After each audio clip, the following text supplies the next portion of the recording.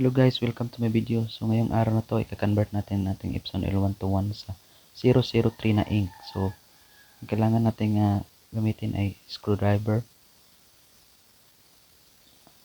hose, at saka sirens. So, yan ang dapat natin gamitin. So, wag natin kalimutan rin guys, dapat gumamit tayo ng gloves para hindi madumihan ang kamay natin. So, ayan, ready na natin.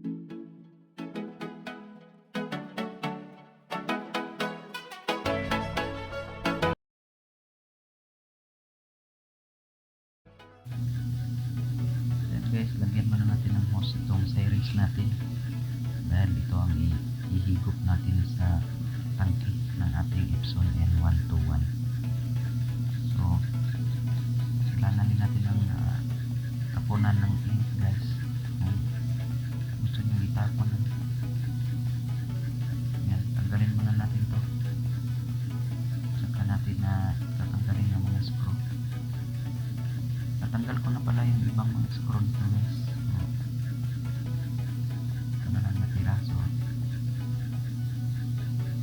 yan, kailangan natin kunin itong mga tangke.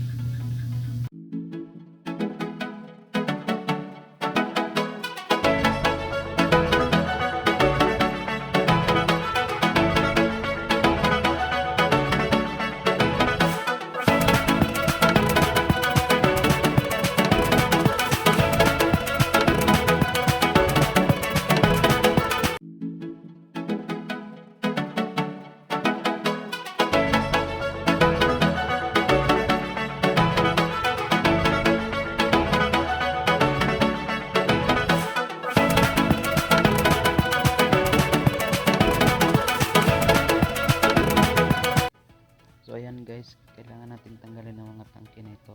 Dito mo lang yan tanggalin dyan. Push mo lang, may parang pin dyan para matanggal siya. Kasi kailangan na rin itong linisan. Kasi may mga residue pa yan ng pigmenting. Kasi galing kasi ito sa pigment. At gagawin kong dye ink na 003. So yan lang guys, tanggalin yan lang yan lahat. Ito guys, lilinisan ko na to. Gagamitan ko ng solusyon para matanggal yung mga natira sa loob para mahugasan yan. Kailangan ng hugasan ng solusyon. Pagkatapos ay lagyan mo ng yung ipapalit mong ink para yun ang gawin mong pang huling hugas.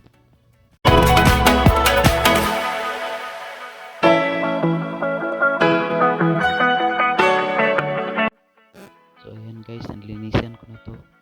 So, ang susunod natin gagawin ay higupin natin yung mga natirang ink dito sa mga hose na ito. So, kailangan natin tanggalin ito nasa cover na sa taas. So, madali lang tanggalin yan guys. Hilahin nyo lang yan dyan. Hilahin nyo lang dyan. Tanggalin mo muna itong guide. Hilahin nyo dyan. Screw yung dalawa dito. So, tinanggal ko na yan kanina. Kung notin mo lang yan, matatanggal na yung cover niya. Yan.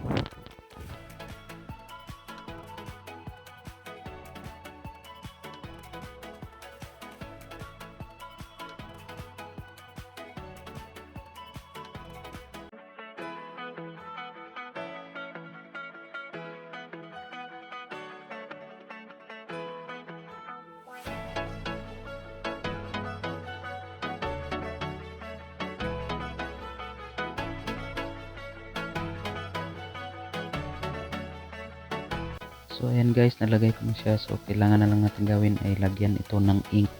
So ang gagamitin kong ink guys ay Inkrite na 003. Para ito sa L3210 o 3110 to guys. Itatry ko lang kung okay lang ba to.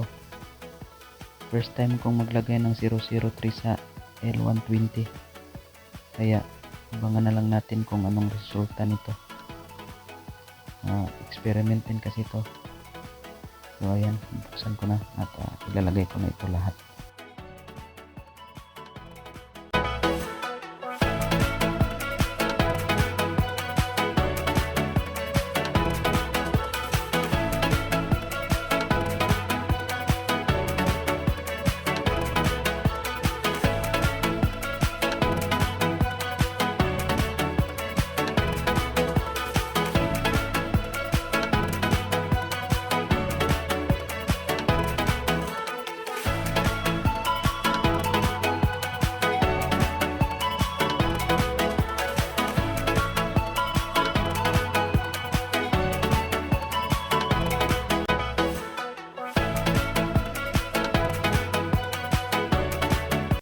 So yan guys, nalagay ko na lahat ng ink. So kailangan natin higupin yan dito sa cartridge nya para pumunta lahat ng ink dito.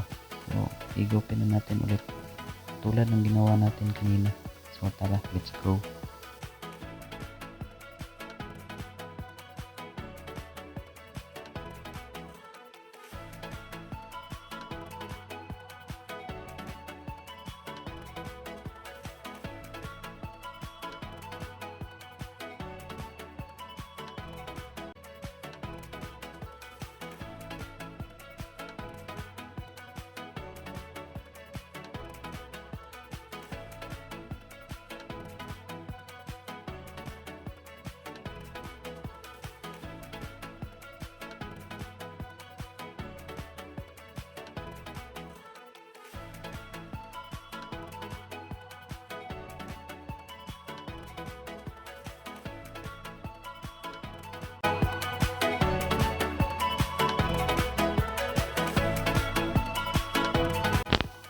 So ayan guys, natapos natin i-assemble. So kailangan lang natin gawin ngayon ay kailangan natin mag ink flashing para mawala yung mga natitirang ink, mga residue sa mga hose niya. So mag ink flashing tayo. Pagkatapos nito ay titingnan natin kung okay ba. So mag ink flash muna tayo guys.